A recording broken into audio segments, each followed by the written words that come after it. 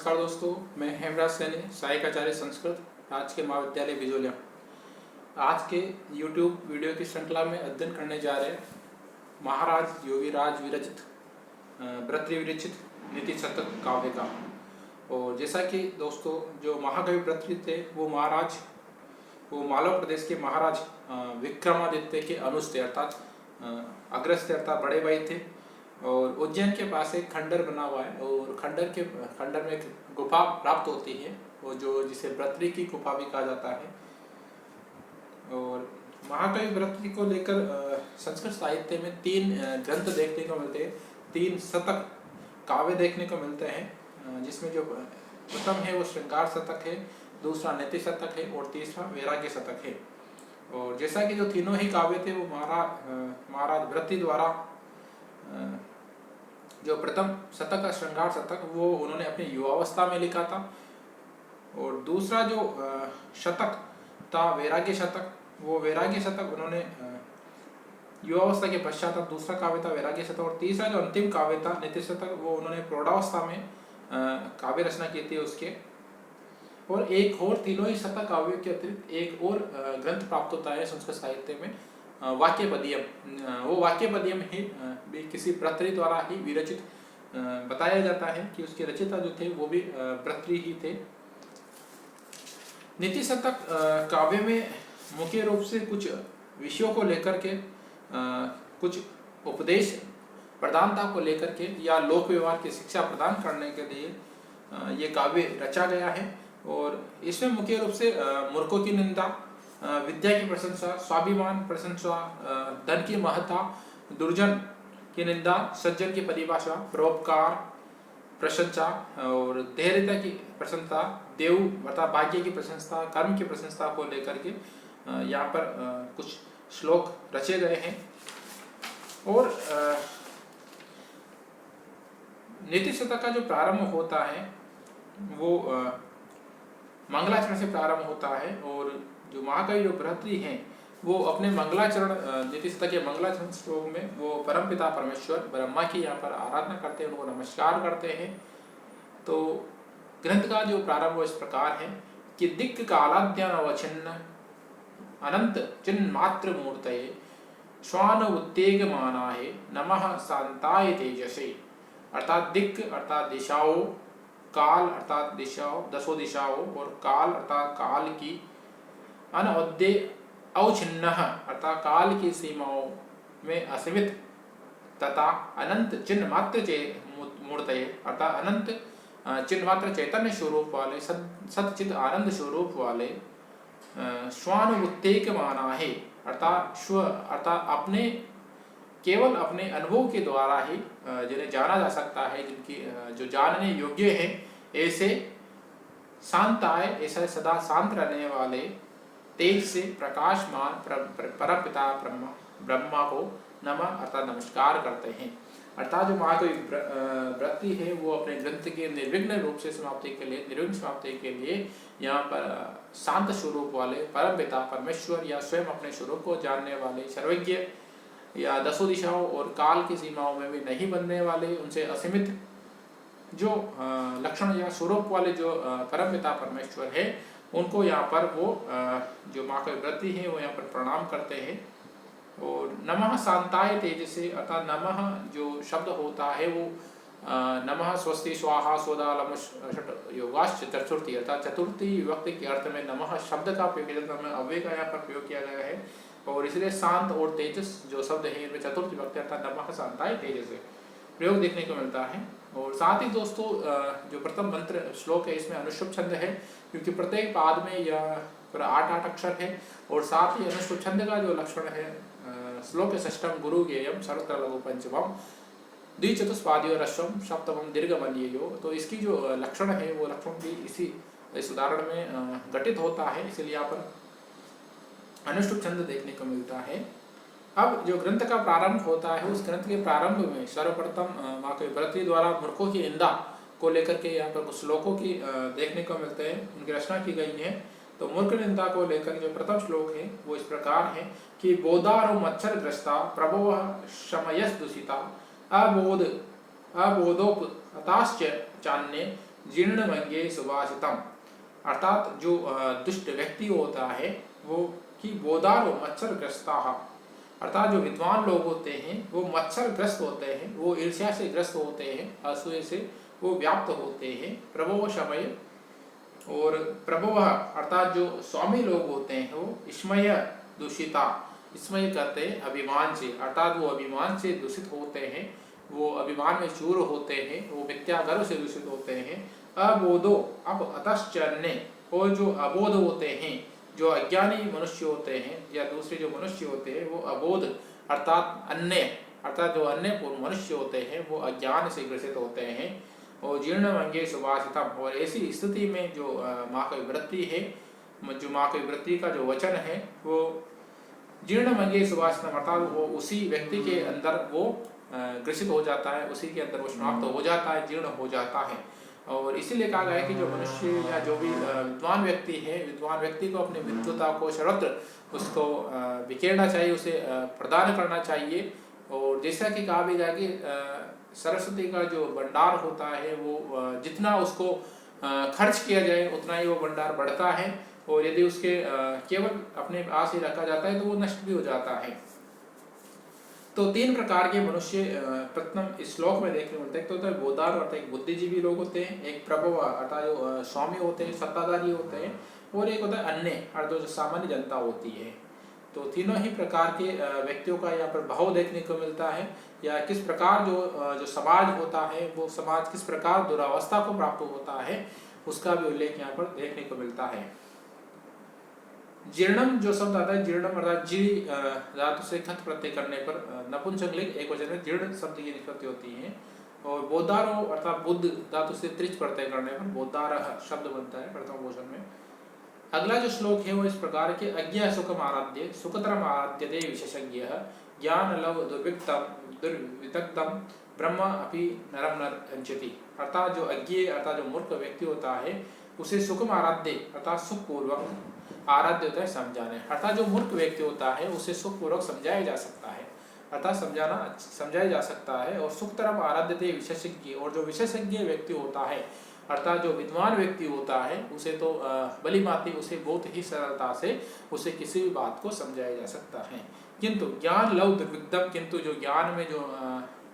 थोड़ा है अर्थात जो ज्ञानवान नहीं है, क्या अल्प ज्ञान से युक्त है, या दुर्विग्धम जो अपने आप को विद्वान समझने वाला है, मिथ्या विद्वान समझने वाले हैं, ऐसे व्यक्ति को समझाना अत्यंत ही कठिन कार्य होता है। और ब्रह्म भी नरम न रजते, ऐसे दुष्ट मनुष्य को, ऐसे मूर्ख मनुष्य को तो ब्रह्मा भी नहीं समझा सकता है, उसे संतुष्ट नहीं कर सकता है। तो यहाँ पर अल्पज्ञानी या मूर्ख व्यक्ति को लेकर यहाँ पर महाकवि वृत्ति द्वारा यहाँ पर तर्क दिया गया है। आगे आता है कि आगे फिर कहते हैं मूर्ख व्यक्ति को लेकर के कि प्रसय्ये मणिम उदरेन मकर वक्त्र दृष्टान्तरात् समुद्रमपि संतरेत प्रचलद उर्मी मालाकुलम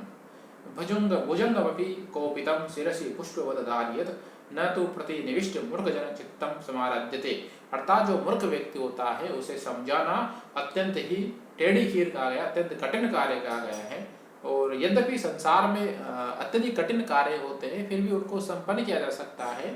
सहजता से नहीं किंतु कठिनता पूर्वक उनको संपन्न किया जा सकता है। कहा गया है कि मनुष्य यदि चाहे तो कि प्रसय्ये मणि उदरेन मकर पक्तृष्टान, अर्थात मनुष्य चाहे तो वो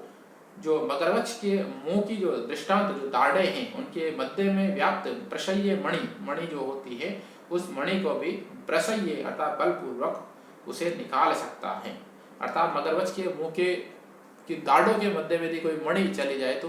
मनुष्य यदि चाहे तो बलपूर्वक उसे भी निकाल ले, किंतु और समुद्र में भी संतरेत, और फिर कहता है कि प्रचलित उर्मी माला कुलम, अर्थात चंचल माला अर्थात तरंगों से व्याप्त है, भयंकर तरंगों से व्याप्त समुद्र को भी व्यक्ति संतरेत पार कर सकता है। और भुजंग में भी कौपिता, और कोपित जो सर्प है, क्रोधित जो सर्प है उस सर्प को भी व्यक्ति शिरसि पुष्पवद धारित, अर्थात अपने सर पर पुष्पवद अर्थात फूलों की माला को समझ करके एक क्रोधित सर्प को भी धारण कर ले। किंतु न तो प्रतिनिष्ठ मूर्खजन, किंतु जो मूर्ख व्यक्ति होता है जो दुराग्रही मूर्ख मनुष्य होता है उसके मूर्ख चित्तम समाराधित न तो प्रतिनिष्ठ है, किंतु उसके जो चित्त को वश में नहीं किया जा सकता है।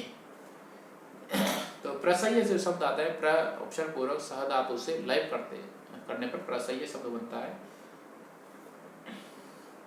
आगे फिर कहा गया है कि लवेत सिक्तासु तेलम यत्नतः पीड़यन् पिबेत च मृग तृष्णिकासु सलिलं पिपाशार्दितः कदाचित् अपि प्रेट शश विषाण माशादयत् न तो प्रतिनिविष्ट मूर्खजन चित्त मारादयत्। अर्थात फिर से कहा गया है कि जो मूर्ख व्यक्ति होता है, दुराग्रही होता है, उसे किसी भी प्रकार से, किसी भी तर्क द्वारा, किसी भी युक्ति द्वारा उसे समझाया नहीं जा सकता। वो अड़ा हुआ व्यक्ति होता है, वो दुराग्रही पर अड़ा रहता है। फिर कहा गया कि लवेत सिक्तासु तेलम, अर्थात यद्यपि संसार में कुछ कार्य ऐसे हैं जिनके जो संभव नहीं है, अर्थात वो सफल नहीं हो सकते हैं, फिर भी मान लो कि वो सफल हो जाए, ऐसे कार्य भी सफल हो सकते हैं, किंतु जो दुराग्रही व्यक्ति होता है, मूर्ख व्यक्ति होता है, उसे किसी भी प्रकार से, किसी भी तर्क के द्वारा आप नहीं समझा सकते हो। तो लवेत सिक्तासु तेलम, सिक्तासु कहते हैं बालू तेल, रेत में। अर्थात ये संभव हो सकता है कि तेल अर्थात रेत में तेल निकल जाए, बालू से तेल प्राप्त कर ले, अथवा यत्नतः पीड़यन् प्राप्त कर ले, अथवा पिबेत मृग तृष्णिकासु, अथवा रेगिस्तान में मृग मरीचिकाओं में भी जल मिल सकता है, तो उसे जल प्राप्त हो सकता है। जो प्यासा व्यक्ति होता है वो जल प्राप्त कर ले। और पर्यटन सस विषाण माशादित, और पर्यटन करते हुए कहीं पर भी खरगोश के भी सींग प्राप्त हो जाए। यद्यपि संभव नहीं कि खरगोश से सींग होते, तो खरगोश के सींग पाना भी जो संभव कार्य है वो संभव हो सकता है। तो किसी प्रकार से संभव हो जाए, न तो किंतु प्रतिनिष्ठ मूर्खजन चित्त मारा देते, किंतु जो मूर्ख व्यक्ति का जो चित्त होता है उसे किसी भी प्रकार से उसे वश में नहीं किया जा सकता है, उसे अनुकूल नहीं बनाया जा सकता है। न आराधयत, अर्थात उसे समझाया नहीं जा सकता है। पीड़ियन जो शब्द है वो पीड़ धातु से षष्ठी प्रत्यय करने पर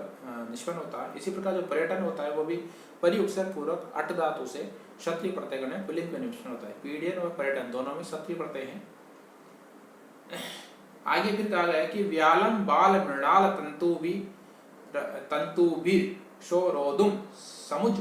समुज्जृंभते बैतुम वज्रमपि शिरिसु कुसुम प्रांतेन शमनय्यते। माधुर्यं मधुबिंदुना रचितुं साराम्बुधे रिहते नेतुं वाञ्छन्ति ये कलानपति रत्तां सुक्तै सुदास्यन्दिभि। अर्थात किंतु नेतु वांछति, किंतु इच्छा नहीं की जा सकती है, ये खलानपति जो दुष्ट मार्ग पर जो चलने वाले जो मूर्ख व्यक्ति होते हैं, उन्हें सताम सुक्तै सुदास्यन्दिभि, उन्हें अमृत बरसाने वाले सुदास्यन्दिभि के द्वारा अर्थात अमृत पूर्ण वाणी के द्वारा भी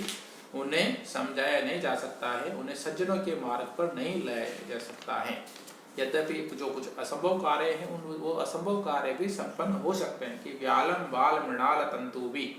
कि अशव जैसे कि मनुष्य, व्यालम कहते हैं हाथी को, और बाल मृणाल कोमल कोमल तंतु से युक्त जो व्याप्त या जो निर्मित जो रस्सी होती है, उन रस्सी के द्वारा भी कोमल तंतु नाल या कमलनाल के तंतु से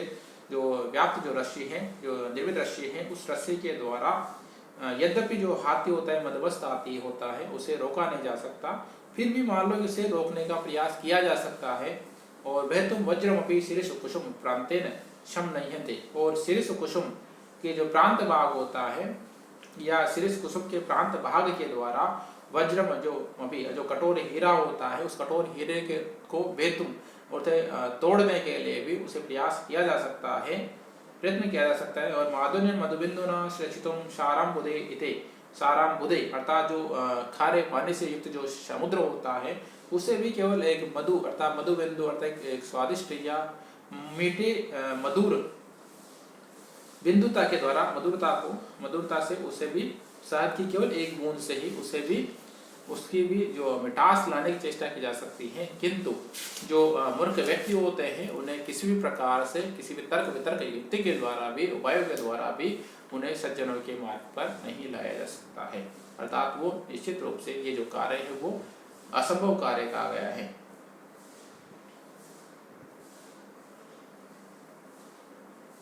आगे कहते हैं कि स्वायतम एकांत हितम विदात्रा विनिर्मितम छादन अज्ञतायः विशेषतः सर्वविदाम समाजे विभूषणम मौन पंडितानम। अर्थात विभूषणम मौन पंडितानम जो अंतिम चरण है वो लोक व्यवहार में शुक्ति के रूप में प्रयुक्त होता है, प्रयोग देखने को मिलता है कि मौन जो होता है, विभूषण जो होता है, वो समाज में वो मूर्खों का मौन अपंडिता नाम, अपंडित कहते हैं अर्थात जो मूर्ख व्यक्ति होता है उन मूर्ख व्यक्तियों का आभूषण कहा गया, अलंकरण सिद्ध होता है।